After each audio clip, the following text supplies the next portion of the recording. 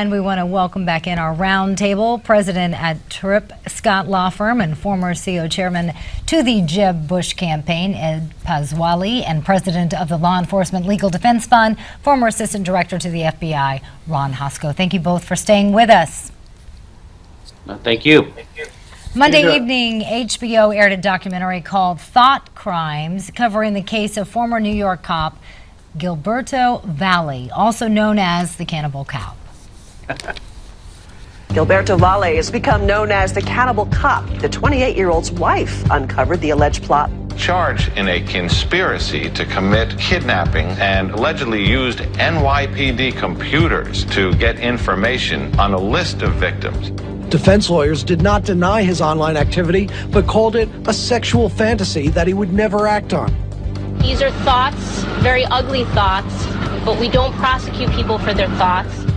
It comes down to this.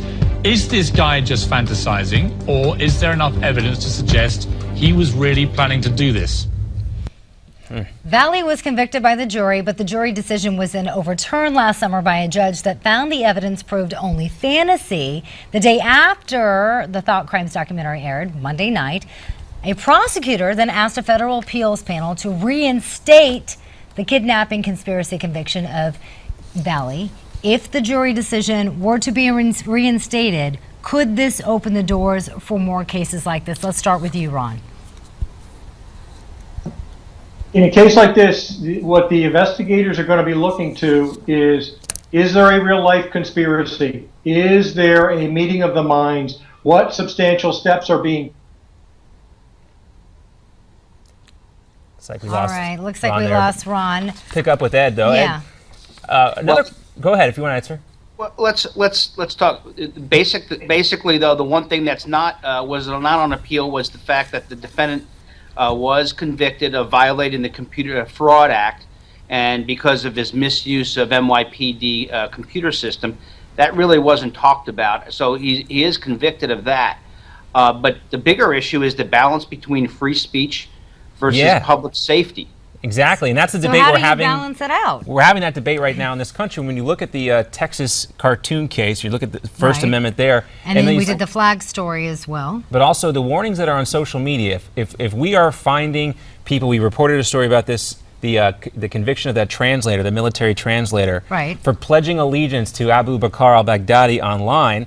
What is to stop somebody from claiming in a court of law that was just a fantasy? Well, and that's really the issue. So if you applied these circumstances to a case that involved a potential terrorist conspiracy, there might be some different rules applied. But really, we're really bucking up and limiting people's free speech. And so if we go back to this idea that if you're willing to give up essential liberties for some temporary safety, you get neither. That's the old Ben Franklin thematic. But in this case, boy, to really try to convict somebody over what they're thinking, boy, that's a really tough line for a jury. And the appellate court clearly was having trouble with that because there was no true action and no true or definitive agreement of conspiracy to commit a crime. All right, Ed, thanks so much for being with us. And sorry we lost Ron Hosco there, but we thank them both for joining us. Now we're going to turn our attention, we talked about this with JD, Kristen Powers appearing on Newsmax TV, both on JD's show and on the Steve Malzberg show. Here she is talking about her book, The Silencing.